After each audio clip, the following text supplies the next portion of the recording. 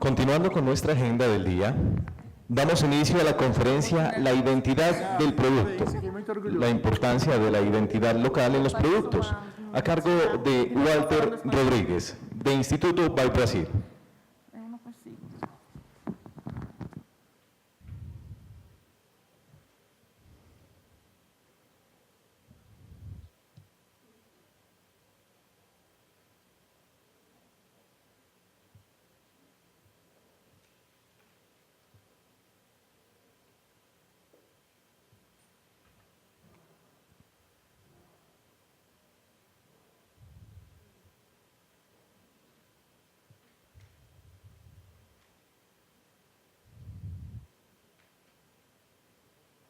Instituto By Brasil.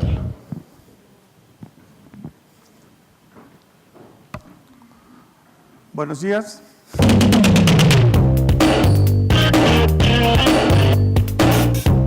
Walter Rodríguez comenzó su carrera internacional participando como invitado de la Semana de la Moda en París. Trabajó como diseñador para diferentes empresas como Cori, Whisclos, Bicho da Seda y Viva la Vida, en Sao Paulo. En 2003 fue invitado a trabajar con Asintecal, Asociación Brasileña de Empresas de Componentes para Cuero, Calzado y para el proyecto Mix by Brasil, para introducir la artesanía en la industria de componentes, permitiendo así el uso de técnicas artesanales como decoraciones y detalles de la construcción de los zapatos.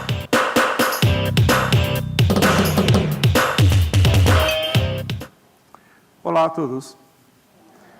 Obrigado por sua presença, obrigado Câmara de Comércio por me dar a oportunidade de estar aqui com vocês hoje.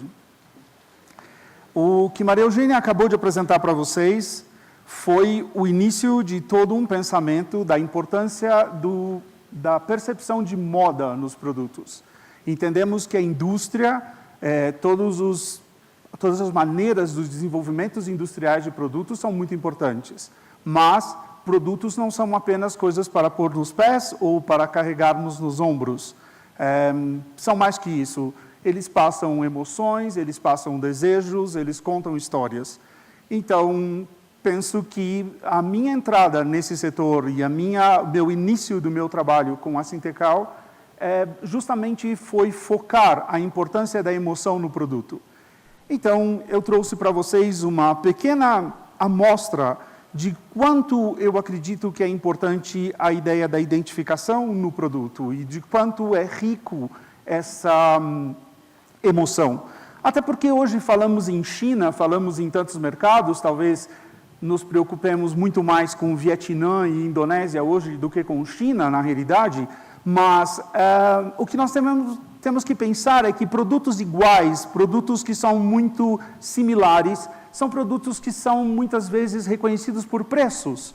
Então, o mais barato é que vai ser vendido e não o mais interessante, o mais esquisito, por exemplo.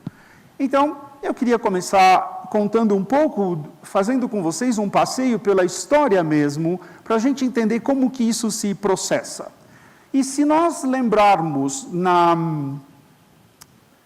lá no começo do mundo, na era mais antiga, do homem mais primitivo, na realidade, a moça que buscava um namorado naquele período, na pré-história, ela ia sempre olhar para o moço, para o homem, que tinha uma pele de tigre, dentes de sabre nos ombros, ou de mamute nos ombros. Aquele que matava um macaquinho, um bichinho pequenininho, ele não era, por exemplo, um bom exemplo de marido ou de criador de uma futura linhagem. Então, na realidade, a roupa sempre foi uma forma de comunicação, uma ideia e uma imagem de como comunicar aquilo que sou, aquilo que quero ser. Se nós caminhamos um pouco mais na história, nós vamos perceber que os imperadores chineses, por exemplo, usavam sempre amarelo.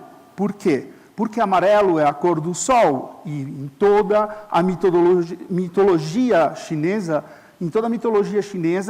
o imperador é o filho do sol, do deus sol, então só ele poderia usar aquela cor. Depois, na Idade Média, nós tínhamos os reis vestidos de vermelho, e vermelho naquela época era o corante mais caro e significava um símbolo de status, de aristocracia, de nobreza, e que ninguém conseguia ter. Então, se vamos fazendo toda essa escala de pensamentos de como a roupa comunica, não só espaços hierárquicos ou momentos hierárquicos, mas também poder. Então, temos que lembrar principalmente de Luís XIV, porque este senhor foi o que primeiro entendeu a palavra luxo no mundo e transformou desde o início a sua maneira. Todos os produtos franceses, por exemplo, usados na corte, tinham um acesso para as cortes vizinhas.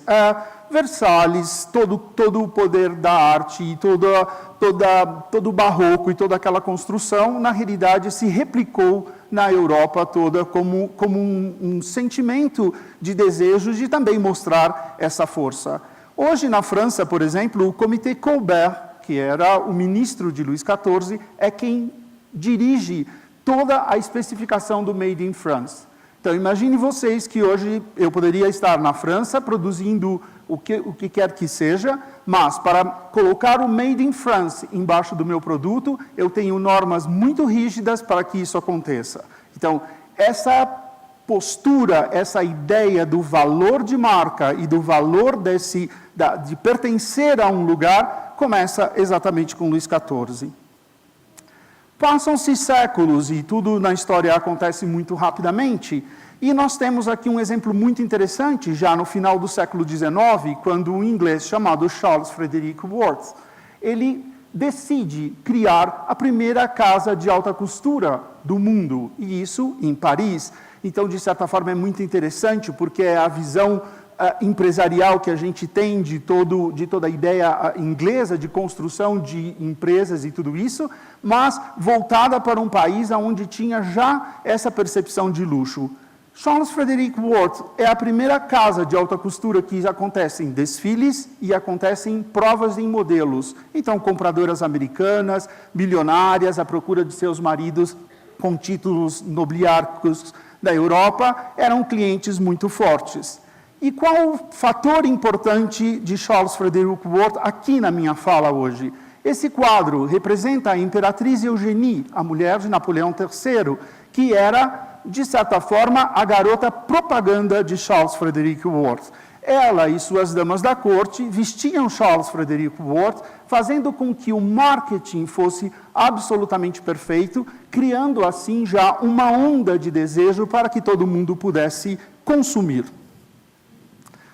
Nós temos a Primeira Guerra Mundial, nós temos os anos 30, a evolução do design, a escola Bauhaus, a ideia da industrialização, enfim, todos os processos que vão acontecendo.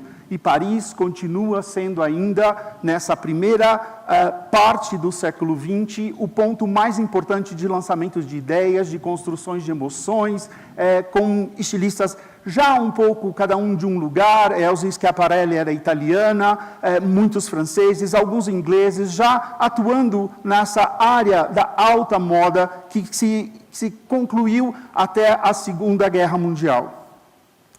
Com a Segunda Guerra Mundial e toda a queda que houve em produção industrial e mesmo na emoção das pessoas, logo em seguida disso, uma pessoa muito visionária, que era um romântico incurável, como eu classifico, Christian Dior, em 1947, rompe as barreiras e mostra uma nova silhueta feminina, aonde, na realidade, se levava de 5 a 7 metros para construir uma saia, e ele foi muito criticado por isso, porque num período de recuperação de pós-guerra, ele ousava a gastar uma enorme quantidade de tecido para fazer seus vestidos. Mas, de certa forma, ele estava falando do quê? Ele estava falando de emoção, ele estava reposicionando todo um conceito de beleza, de sutileza, de feminilidade que havia se perdido com a guerra. Porque as mulheres foram para as fábricas, foi lá que elas começaram a usar a calça comprida, foi lá que as mulheres se endureceram. Então, em 1947, a gente redescobre de novo a beleza da silhueta feminina através do tailleur bar e de todas as criações que Christian Dior nos proporciona. O mais interessante é que Paris continua sendo o centro de todo esse movimento de moda. E mais bacana ainda é o surgimento de Yves Saint Laurent, E o mais importante disso é, estamos chegando mais ou menos perto de 1968, onde temos uma revolução em Paris, a Revolução dos Estudantes, e a revolta e a percepção de que há um consumidor novo, que há uma luta contra a burguesia dominante e que haveríamos de pensar em novos consumidores. Então, em 1968, barricadas são montadas em Paris e surgem uma nova classe de consumidores. E com isso é muito interessante perceber que já em 1966, e aí eu gostaria de tomar a atitude de dizer que Walter Benjamin, que é um filósofo muito interessante, que trabalha muito com moda, diz sempre que a moda tem o poder de prever coisas. Se nós realmente, governos, pessoas de outros movimentos, estudássemos os movimentos de moda, entenderíamos com antecedência algo que irá acontecer.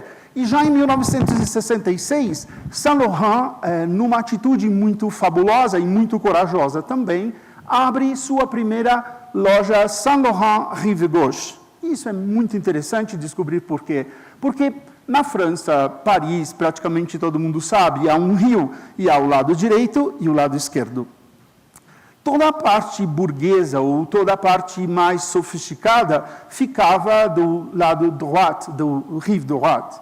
E a parte boêmia, a parte mais artística, boêmia, acho que é a palavra mais completa, ficava do lado gauche, do Rive Gauche. Então, Saint Laurent, naquele momento que era já o estilista da França, o que fazia a melhor alta costura, propõe roupas feitas num sistema industrial de repetição, criando assim e evoluindo assim a ideia do prêt-à-porter, mas ele aplica à sua marca o Rive Gauche, trazendo assim o lado boêmio, o lado charmoso de Paris, embutindo isso um desejo de consumo para massas, para uma quantidade de pessoas muito maior.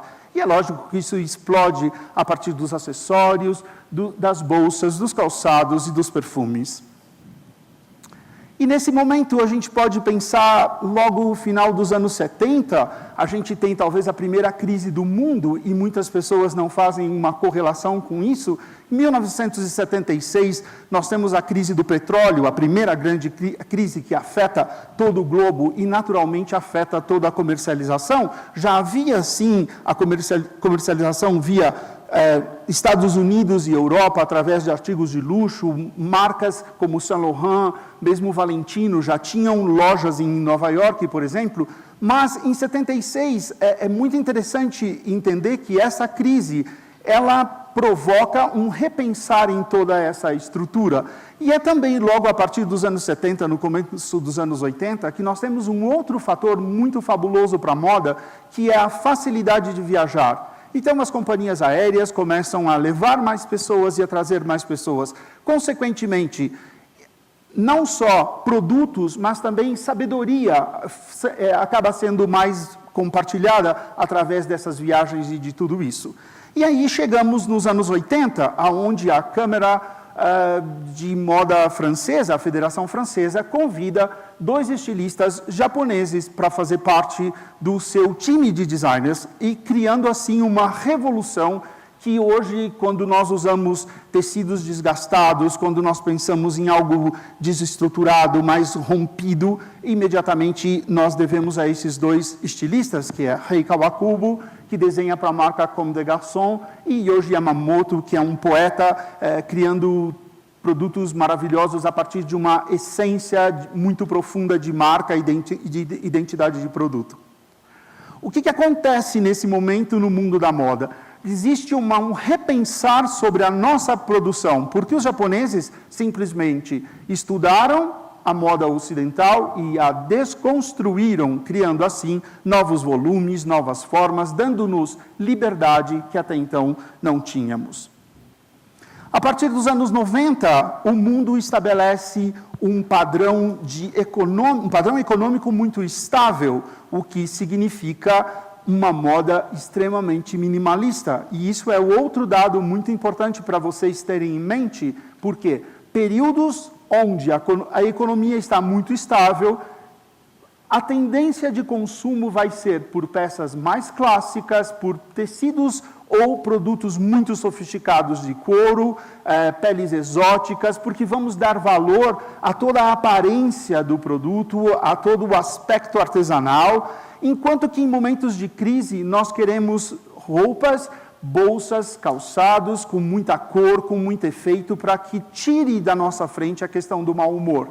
Então, se já estamos tristes, se já estamos pesados com a crise, a moda vai dar um suporte colorindo, divertindo, deixando as coisas mais fáceis. No minimalismo, temos o exemplo de Jil Sander, uma marca que, na realidade, se inicia na Alemanha, na cidade de Hamburgo, então talvez por isso já venha no DNA dessa marca impresso a limpeza, o estilo, a definição. Você olha de longe e você reconhece Jil Sander, então essa ideia desse minimalismo se aplica com Helmut Lang e outras marcas desse período.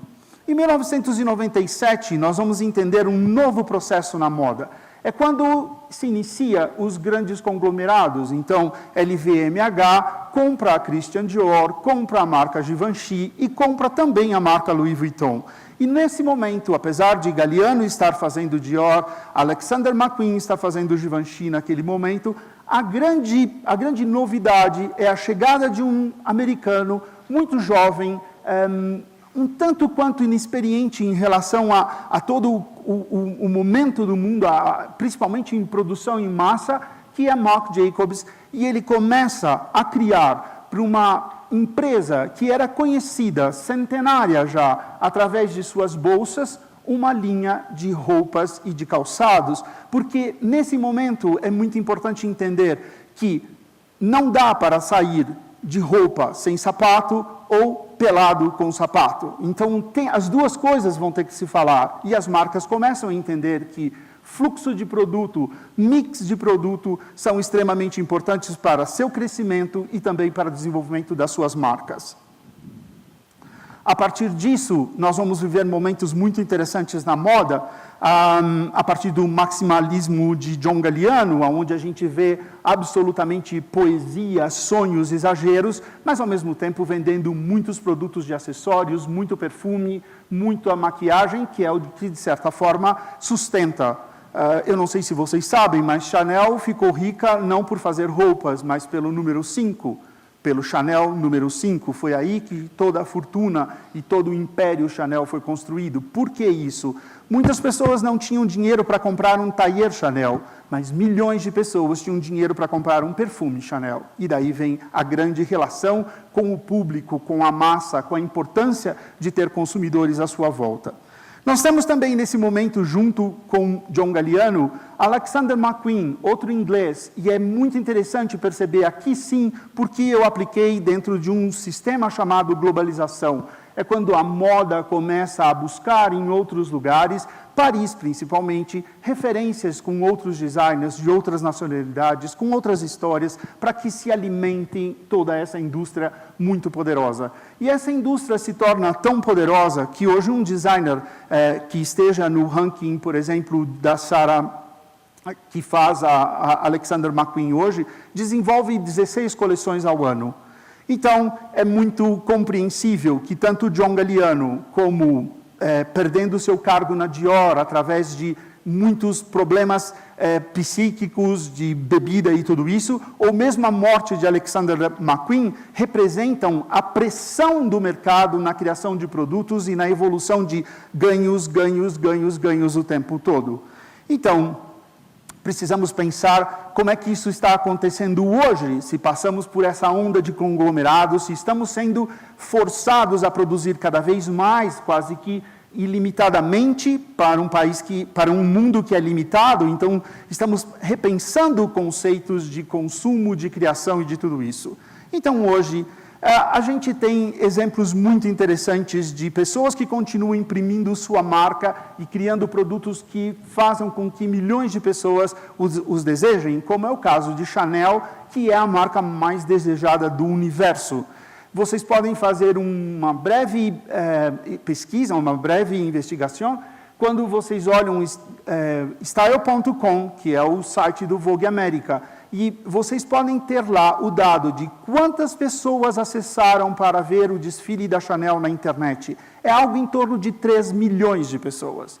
Então, é muita gente interessada numa marca só. Essa marca, na realidade, ela tem que ser vista por nós todos da indústria como um exemplo, como um ponto a mirar. Por que estão fazendo? O que eles estão fazendo? O que eles estão propondo? E Lagerfeld está fazendo o tempo todo com que se renove a moda, com que se renove conceitos e propostas de moda. Miúcha Prada. Absolutamente, quando você diz Prada, está linkado não só ao design italiano, à pureza, à leveza, aos melhores materiais, mas também a um acabamento perfeito.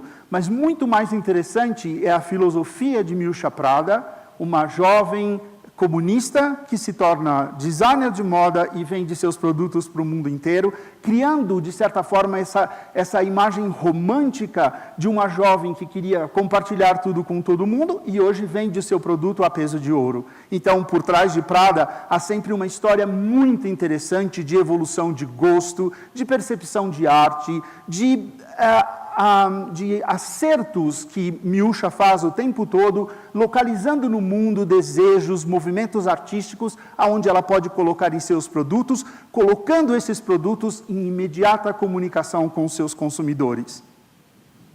Nós temos Ralph Lauren, que transformou algo que nós poderíamos achar completamente banal, que era aquele homem de Marlboro, que hoje é completamente fora de moda pela questão do cigarro, em algo extremamente interessante e fascinante, que é a imagem do cowboy americano, traduzido em luxo, em produtos, em lojas pelo mundo inteiro, levando esse American Way of Life a pontos jamais imaginados, trabalhando conceitos da cultura WASP, e tudo isso de uma forma muito rica, muito fascinante, de certa forma. Traduzindo assim para um produto que todo mundo tinha um pouco de...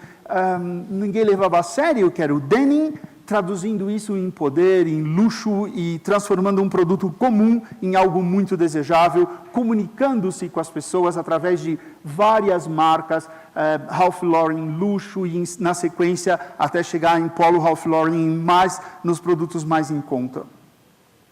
De novo, eu acentuo Marc Jacobs porque hoje ele já não faz mais Louis Vuitton, ele cuida da sua própria empresa e com o poder de abrir as fronteiras para todos os caminhos. Ele está hoje dentro do grupo da LVMH, que lhe dá poder e dinheiro para concretizar a sua imagem. Então, o que nós vemos hoje na passarela de Marc Jacobs e seus produtos como sapatos e bolsas é exatamente aquilo que qualquer consumidora jovem do mundo quer usar. Ele é, na minha opinião, talvez o designer que mais consegue entender o que se passa nas ruas e de como eu vou transformar essa mensagem na minha identidade para produtos que eu possa vender. Ele tem esse know-how, essa luz, esse toque de Midas de transformar coisas que às vezes são muito comuns em algo muito interessante e muito fascinante.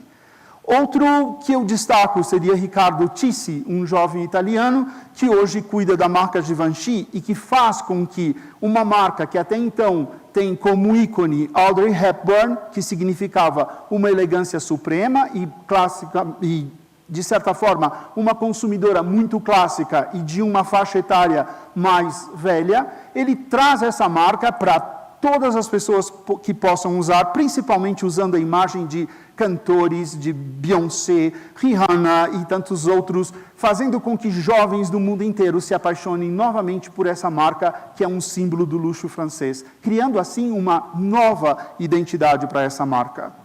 Nós temos a entrada de Raf Simons, após a saída de John Galliano da marca Dior. E Raf Simons, sabemos, é muito mais inovador, ele tem buscado fazer uma ponte muito grande entre inovação, trazendo para a passarela da Dior sapatos que têm estruturas de injetados, por exemplo, colocando isso com toda a mão de obra, com todo o refinamento que é a alta costura da Dior. Nós vemos um novo mundo ser construído a partir dessa visão de mercado mais renovada, mais jovem e muito mais centrada na busca de novos consumidores. É talvez a força maior da identidade da Dior hoje. Apesar que nós podemos acessar no YouTube vários vídeos onde A Dior faz questão de apresentar como seu casaco é feito, como que a costura, e Vuitton também tem feito muito isso, Hermès tem feito muito isso, mostrando todos os aspectos da manufatura, do ofício, porque se eu compro um casaco de 6.000 euros, eu quero saber como isso é feito, ele tem que valer 6.000 euros para que eu compre, não apenas por carregar a marca Dior.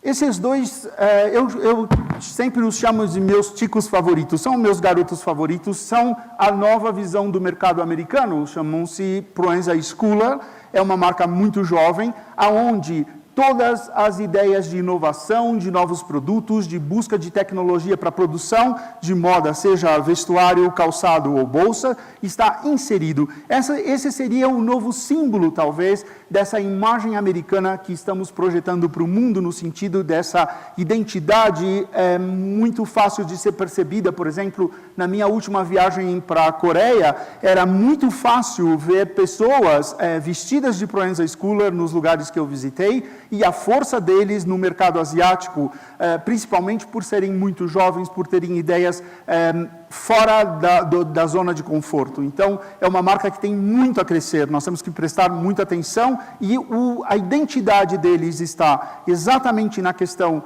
da manufatura, do ofício, de tecidos que parecem muito artesanais, dos acabamentos dos calçados e das bolsas, onde você percebe, mesmo sendo criados industrialmente, um efeito artesanal, um efeito manual muito rico. Esse senhor, que eu admiro tanto e que, por coincidência, é colombiano, chama-se Haider Ackermann, e para mim, talvez, o futuro em relação a tudo que nós estamos estudando, inclusive no projeto do Fórum de Inspirações para o verão 2016. Ele é um nosso ícone, ele é um nosso ídolo, porque ele simboliza o rompimento das fronteiras. Então, uma criança nascida na Colômbia, criada no Mali, no meio da África, depois formado na Holanda, com um pensamento de mundo absolutamente global, onde nós percebemos que onde está a identidade de Haider Ackermann? Está em cada lugar que ele passou, em cada experiência que ele teve, em cada imagem que ele percorreu no mundo e descobriu no mundo. Então, isso hoje está embutido, está incluído no seu pacote de produtos, absolutamente, brilhantemente feito. E o que significa, nesse momento, Moda 2? Talvez seja aqui um momento de reflexão em questão a nós, como empresários de pequeno, médio e grande porte, que devemos repensar as ações que estão acontecendo no mundo em relação a novos produtos. Aí nós temos exemplos como o caso Zara, que já é tão estudado e tão específico em relação à questão do fast fashion, que no Brasil nós temos uma grande dificuldade em expressar, às vezes, os conceitos de fast fashion, porque no Brasil nós temos um hábito terrível de simplesmente traduzir a palavra. Então, fast fashion significa moda rápida. Moda rápida significa você dar uma injeção de gasolina na sua costureira, por exemplo, e fazer com que ela trabalhe em 2 segundos para fazer alguma coisa. Sendo que moda rápida e fast fashion, no conceito de Zara, significa utilizar materiais que estão no seu entorno, distribuir de uma maneira mais coexistente com as distâncias, fazendo com que os tempos sejam mais curtos na criação, na produção e na distribuição. Não tem nada a ver com injetar gasolina no seu operário, é completamente diferente disso. E a partir de Zara, a gente vê uma explosão de grandes investimentos com relação às grandes redes de moda de massa, como a H&M, por exemplo.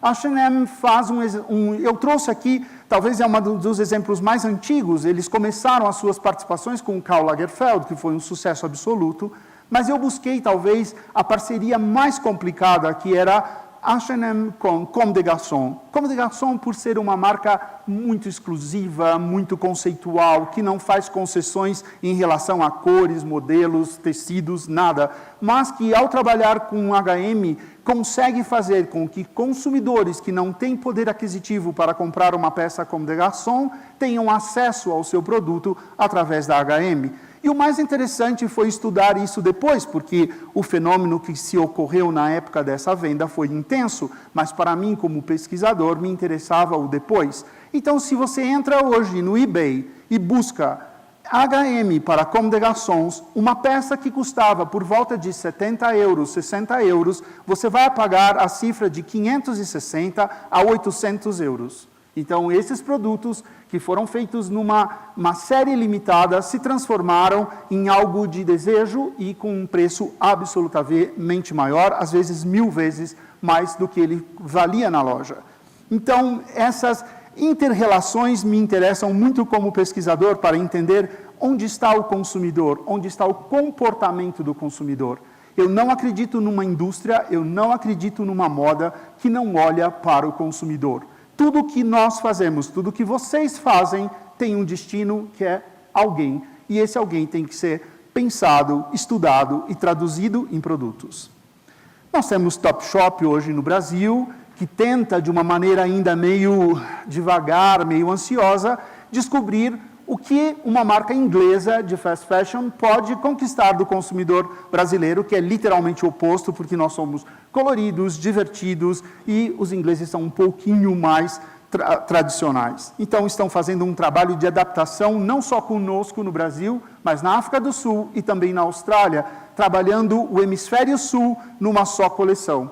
O mais interessante de todas as marcas internacionais que estão atuando no Brasil, inclusive as marcas de fast fashion, é que eles trabalham a estação do hemisfério norte. Então, se é inverno na Europa, é inverno no Brasil, mesmo que esteja 40 graus lá fora.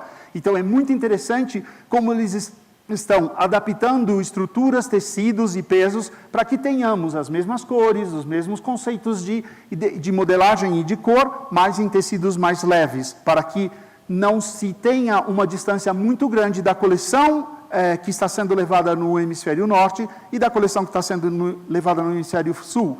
Porque se eles mudassem e começassem a vender no nosso tempo, por exemplo, o verão inglês vendido no verão brasileiro, seria um serviço de outlet. E não é isso que nós queremos. Nós queremos produtos que estejam em sintonia com o mundo todo. A marca Uniqlo é talvez a primeira marca japonesa que se especializa nessa ideia do fast fashion. A gente tem uma outra marca japonesa do qual eu sou fã inveterado, que se chama Muji, mas é um conceito filosófico, quase um estilo de vida. Uniqlo vai muito mais na visão de H&M e mesmo de Zara, produzindo em quantidade, produtos de boa qualidade, fazendo parcerias com designers, como a Topshop também faz. A Topshop tem um valor ainda maior quando ela traz designers que acabaram de sair da universidade, colocando assim os no mercado, proporcionando que eles se tornem mais conhecidos. Bom, vocês já têm aqui, no Brasil nós temos isso agora, que é Forever 21, e o mais interessante da Forever para mim é toda a ação comercial que ela atinge. Então, para vocês que hoje fabricam e já têm lojas, é muito interessante como Forever 21 está usando as redes sociais. Ela criou um espaço no Pinterest, por exemplo, onde você pode aparecer com um produto Forever. Ela criou um hashtag no Instagram, significa hashtag F21, onde você pode postar roupas, usando as roupas da Forever, você pode postar os seus desejos de compra da Forever, você pode postar os seus amigos, e a última vez que eu olhei, havia 5 milhões de postagens desse hashtag. Então, nós não estamos usando direito a comunicação das redes sociais e tudo isso. Temos que aprender muito mais como marcas, para fortalecer nossas marcas, como é que podemos ter alguns aspectos fundamentais da questão da comunicação das redes sociais. O que nós buscamos hoje, na maioria das vezes? Que os produtos tenham preços baixos, que os produtos sejam vendáveis. Em todos os lugares que eu entro, todo mundo fala, esse aqui tem que ser comercial, eu tenho que ter um produto comercial, eu tenho que ter um produto barato. Só que esse produto não tem alma, ele não significa nada. E, de novo, numa feira, numa loja, se o consumidor chegar e um custar 20 e o outro custa 21, e eles são iguais, ele vai comprar o de 20. Mas se o produto for sensacional, ele vai pagar 30 por um produto diferente. Então, a questão da identidade começa exatamente na percepção de quem eu sou, da onde eu vim, para onde eu vou. E assim, nós aplicamos toda a metodologia da pirâmide junto com isso, criando a possibilidade de um repensar, de uma terapia em cima do produto, da empresa, de quem criou a empresa, de quem a fez, quais são os valores, quais são suas missões, aonde queremos chegar. E assim, identidade para nós todos significa utilizar as referências culturais, não como folclore, mas sim como pertencimento. Estabelecer uma base de investigação para futuras coleções. Então, entender a importância da inovação para novos produtos, porque vocês não viverão só de 10% e também não sobreviverão com 60%. Todo o câmbio, toda a mudança tem que ser feita muito consolidada. Incentivar a preservação dos fazeres ou dos ofícios. Então, a possibilidade de ter ao lado de vocês pessoas que ainda não trabalham com técnicas manuais, de como traduzir isso para a indústria, de como repensar todos esses trabalhos, apoiando principalmente esses artesãos e todos os tipos de artesanato.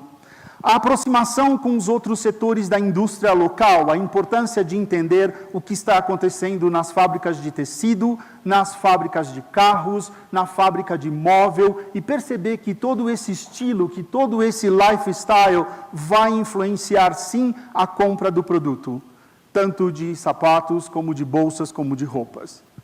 E redescobrir caminhos. O tempo todo nós somos instados, somos obrigados a olhar para o mundo com novos olhos, seja viajando, como o Coelho falou, seja buscando outras referências, mesmo dentro do seu espaço. Eu sempre digo que a cartela de cor mais bonita é a cartela do seu jardim, é a cartela que você olha todos os dias. E muitas vezes nós tão automaticamente saímos de um ponto da fábrica à nossa casa e nem olhamos para o céu para saber se ele está azul, se ele está cinza, se tem nuvens, se tem pássaros, porque estamos todos presos automáticos. E toda essa beleza, todo esse encantamento está na nossa volta.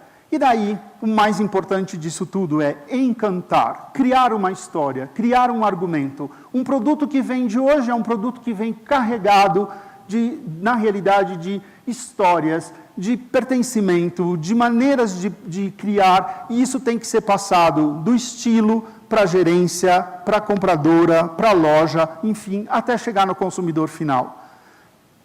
Parem um segundo e reflitam sobre a quantidade de roupas e sapatos que vocês têm em seus closets. E se vocês precisam comprar alguma coisa para daqui 5 anos, duvido que vocês precisem comprar.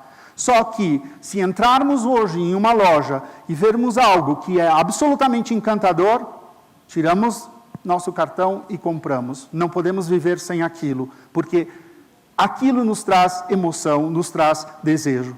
Então, ao fazer bolsas, sapatos e roupas, não podemos pensar que fazemos algo para colocar nos pés, para carregar nossos pertences ou para cobrir nossa nudez. Nos comunicamos através disso. Então, isso é muito importante pensar. E eu trouxe outra reflexão para vocês. Nós, brasileiros, estamos um pouco assustados com essa bandeira hoje.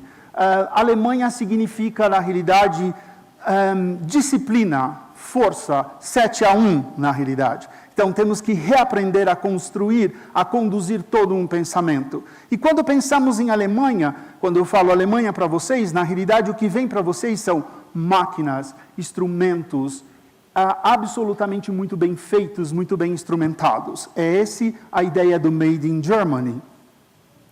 Quando eu falo França, por exemplo, nós estamos falando de luxo, nós estamos falando de comida, de sabores, de cores, de tudo que envolve algo que é sensível ao nosso coração e ao nosso cérebro, nos levando a pensar sonhos, passear na Torre Eiffel, andar pelo Sena, comer no Fouchon, tantas outras coisas maravilhosas que podemos fazer. Então, Made in France significa luxo.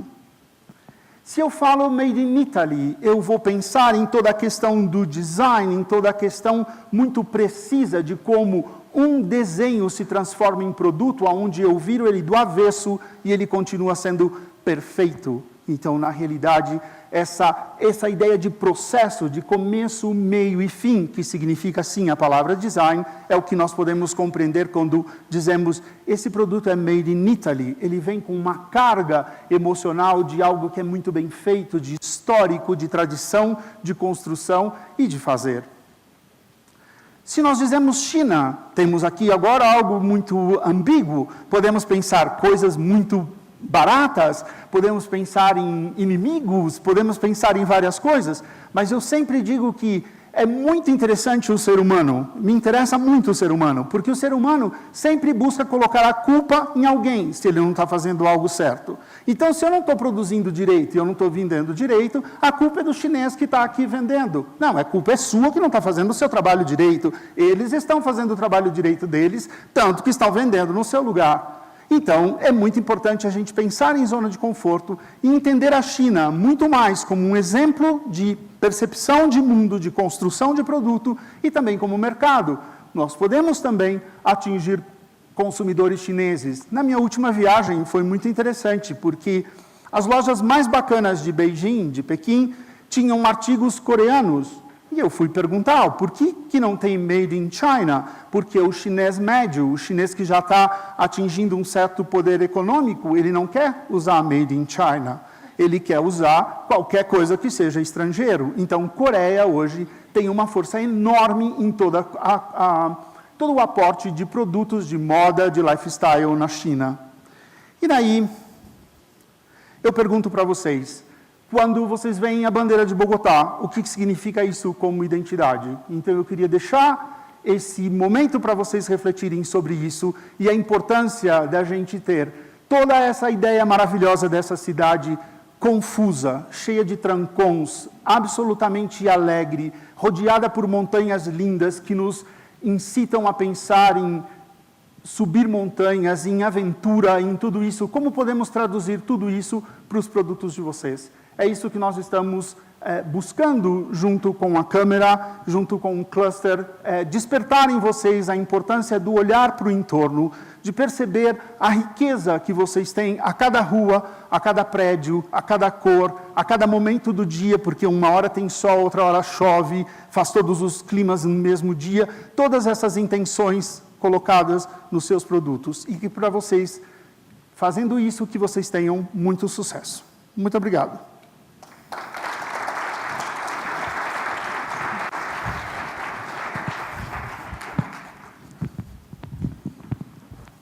Damos las gracias a Walter Rodríguez, del Instituto By Brasil.